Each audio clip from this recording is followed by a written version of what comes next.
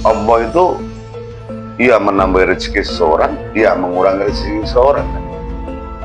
Ketika saya diperintahkan Allah untuk membawa pasukan saya menyerang daerah A, umpama desa A, ya saya berangkat kan gitu. Dan ketika saya berangkat itu mas, nggak ada satupun kekuatan bisa menghalangi saya. Assalamualaikum warahmatullahi wabarakatuh. Kembali lagi di channel kami, Satu Sisi Dua Dimensi. Kembali lagi malam ini kita akan bercerita, tapi tentunya bagi teman-teman yang rela serta ikhlas nonton channel kami, semoga yang saat ini diberikan kesusahan, diberi kesusahan oleh Allah, dimudahkan atas segala urusannya. Ketika sedang sakit, semoga diangkat penyakitnya oleh Allah Subhanahu wa taala. Amin amin ya robbal alamin. Tema kita malam ini adalah pesan dari Raja Tikus. Suatu mitos tentang tikus. Kita bahas secara ilmiah dulu lah. Tikus adalah hewan pengerat yang memiliki sifat dia keluar di malam hari. Dia aktif di malam hari. Sifat kedua, dia itu koloni dan selalu bergerombol. Sifat ketiga, dia itu cerdas. Ketika tikus itu dalam suatu kesulitan, andai dia umpama masuk dalam suatu perangkap, dengan susah payah, dengan kecerdasannya dia bisa keluar kadang-kadang. Dan yang keempat, tikus itu pendendam. Biasanya gini, ketika itu dari sifat ilmiah tikus itu sendiri ya, ketika ada rombongan tikus makan di tempat kita, di tempat sawah kita, yang kita bahas ini adalah ke substansi tikus sawah ya, tikus sawah. Ketika ada tikus makan, tahu-tahu ketemu sama orang, sama petani, kita gebuk, kita bisin di sarang-sarangnya, dia tuh mendendam sifatnya.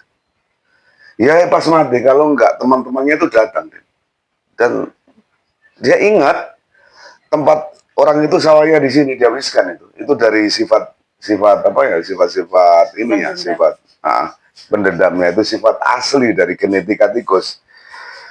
Dia punya daya ingat yang tinggi. Daya ingatnya itu tinggi. Dia itu curiga. Selalu curiga dengan apapun yang terjadi. Ibarat kita ngeracun ya, ibarat kita ngeracun. Hari pertama mungkin dapat. Begitu hari dua dengan kecerdasan.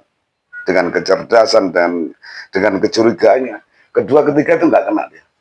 Itulah hebatnya tikus. Dan yang keempat, dia cepat sekali dalam berkembang biak. Ketika tikus itu memiliki sifat fobia, apa ya namanya dalam ilmuwan, Bapak lupa. Sifatnya gini, semakin dia kita buru dengan eksploitasi tinggi ya, contoh lewat setrum, melihat apa, dia berkembang biaknya banyak.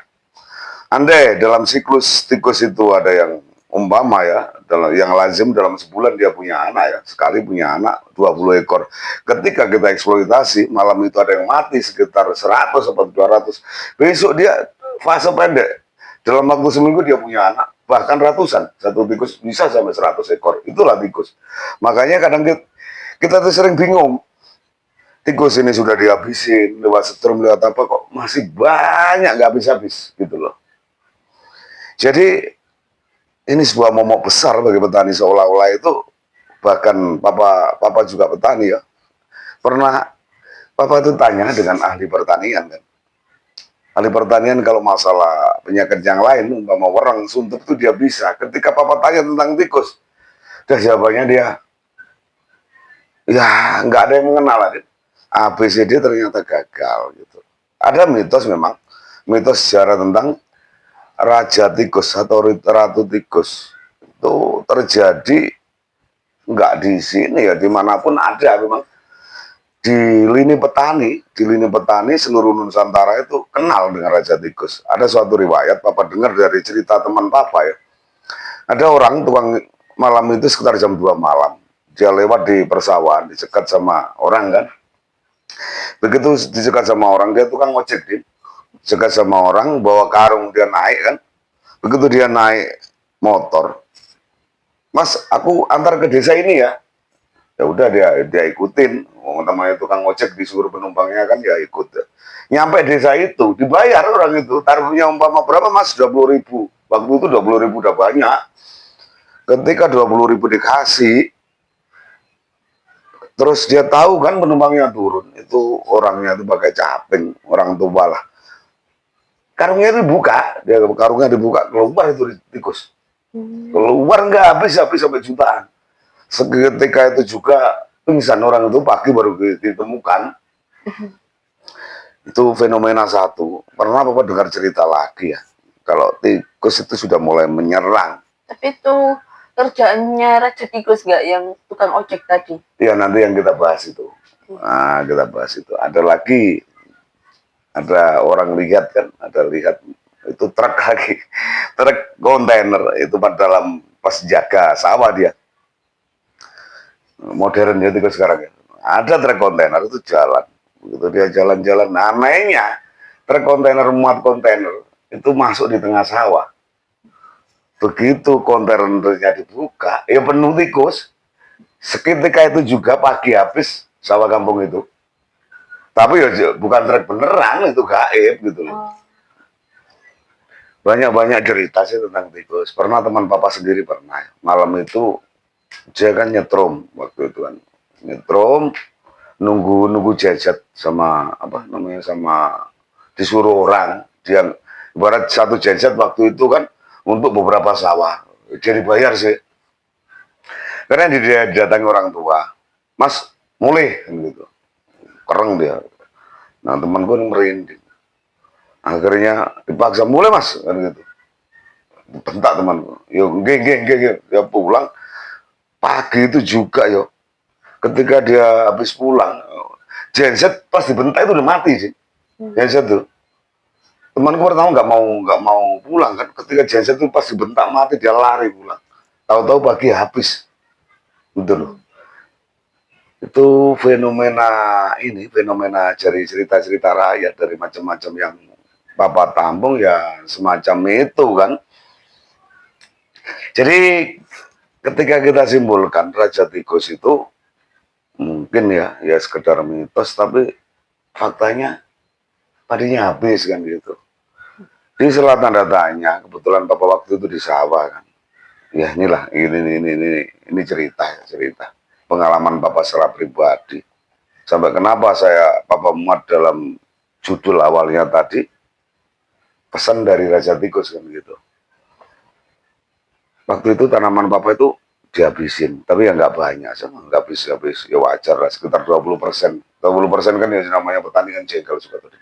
Coba yang kalau Papa itu dari dulu itu buru nyetrum ya nggak mau kan gitu, nyetrum nggak mau ngeracun ya nggak mau Papa waktu itu kan. Tapi kok masih tega tuh tikus sih. Akhirnya Papa panggil rajanya waktu itu.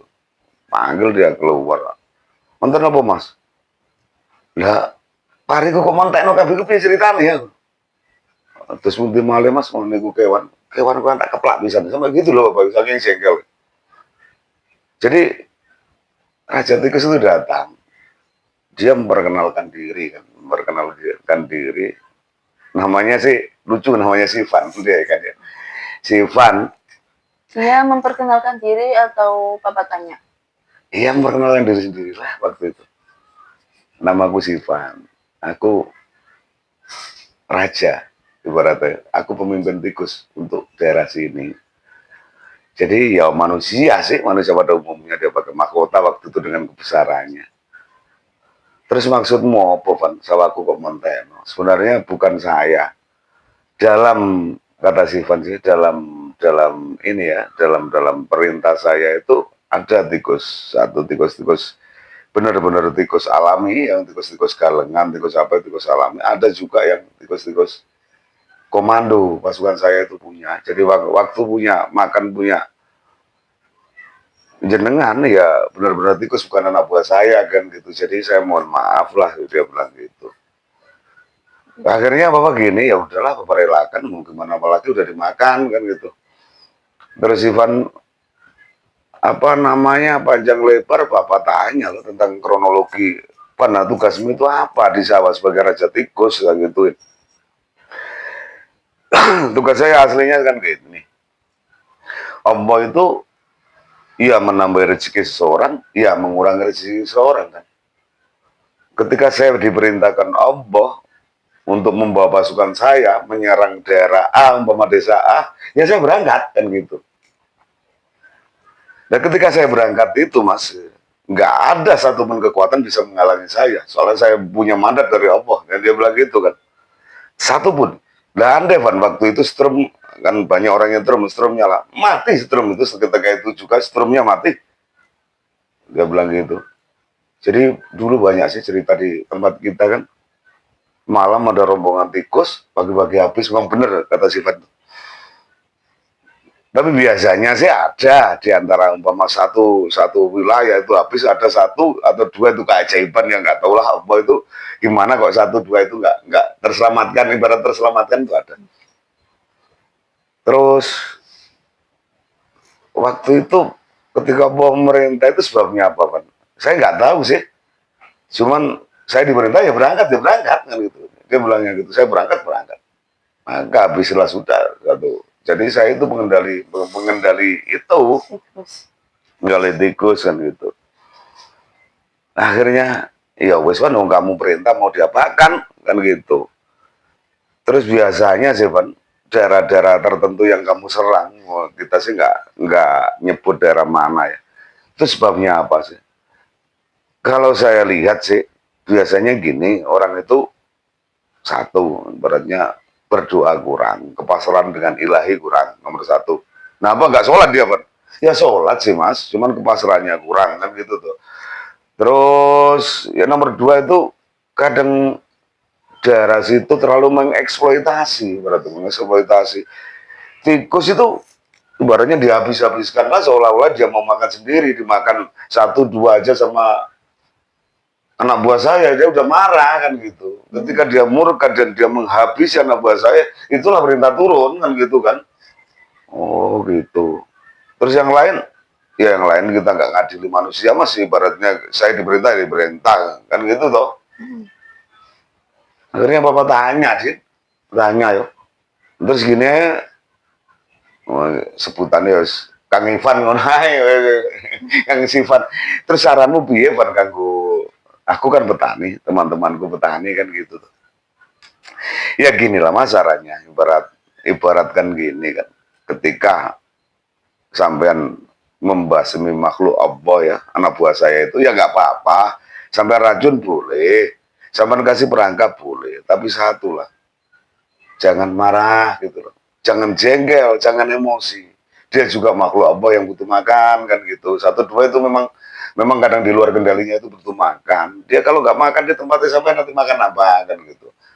Ya udah, kalau mau membunuh ya silahkan, tapi jangan sambil jengkel. Tapi kalau bisa mas yo, setrum itu janganlah katanya gitu. Waduh, kifat repot kan yang nyampaikan ke petani kan. Repot soalnya gini mas, kadang yang sering ya, yang sering. Saya kira bapak tanya kan.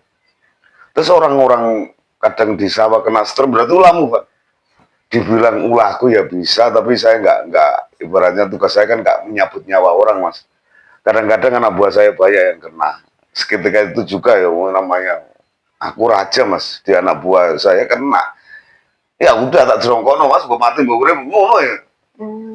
Berarti kadang orang kesetrum petani itu ulahnya Kadang Rektikus. salah satunya ulah dari dia. Salah satu bukan semuanya lah. Salah satu karena emosi ini dia kayak sampean tuh anak ngamuk tuh jadul ngono anak buah kan anaknya. Yo itu pesanku, yo ibaratnya kan gitu. Jadi satu, jangan terlalu marah lah sama ama. Jangan marah. Kalau mukul silakan. Kalau ngasih plastik silakan, itu ikhtiar sampean kan gitu kan. Ya wis nanti kalau saya sampaikan ke orang lain nanti ibaratnya nanti nggak mungkin orang percaya. Ya udahlah nanti saya bikin bikin bikin konten gini ya gitu. Ya wis nanti cari pelajaran yang bisa kita ambil. Kalau untuk Bapak sendiri ya menyikapi ibaratnya gini. Sifan itu Raja Tikus untuk regional di wilayah sini, tapi wilayah dia waktu Bapak tanya ya satu kabupaten luar ada lagi katanya. Enggak semuanya dia capek dia. Jadi pesan yang bisa kita ambil kan gini, apapun makhluk Allah itu kan dia butuh makan ibaratnya gitu. Ketika sudah terlanjur, ini sudah terlanjur ya, kita sudah ikhtiar, sudah ngasih ibarat sudah ngeracun, sudah ngasih plastik, tahu-tahu masih dimakan, ini udah terlanjur ya, mau gimana lagi kan gitu. Jadi Setelah sudah terlanjur dimakan ya udah kita ikhlas, ya sudah terlanjur habis gak ikhlas ya habis. Kalau kita gak ikhlas tetap jengkel kan terus dendam. Kita gak usah inilah, kita relakan aja, udah terlanjur dimakan, relakan. Mungkin sebagai sodako kita sodako, mungkin saya papa pribadi sodako kesini-sini kan ya hampir jarang lah. Kalau ketika dimakan tikus ya udahlah biar disodako kan. Ya udah terlanjur, ya insya Allah apa mengganti. Jadi Sifan sendiri ya dalam cerita ini dia bekerja bukan atas kemauannya sendiri. Tikus itu kalau sudah hama bukan atas kemauan tikus itu sendiri, tapi kemauan Allah lewat rajanya itu kan gitu. Jelas loh suratnya. Semuanya ini kan ada sebab ada akibat. Kalau Allah sudah berkehendak mau gimana kan kita? Mau nggak mau kan diam kan gitu. Udah ya, cukup ya. Ya udah teman-teman, untuk kurang lebihnya saya Mbak Dini mohon maaf ya sebesar-besarnya. Itu cerita dari pengalaman saya pribadi. Pengalaman saya ketika komunikasi dengan sifat Raja Tikus untuk wilayah sini. Jadi kalau jenengan-jenengan ke percaya nggih monggo, mboten nggih ibarat ya mungkin mboten napa-napa niku apapun pengalaman pribadi yang bisa saya bagikan untuk jenengan semua para petani nggih. Untuk kurang lebihnya saya mohon maaf yang sebesar-besarnya. Kesalahan hanya punya manusia dan kebenaran hakiki hanya punya Allah. Wabillahi taufiq wal hidayah. Wassalamualaikum warahmatullahi wabarakatuh.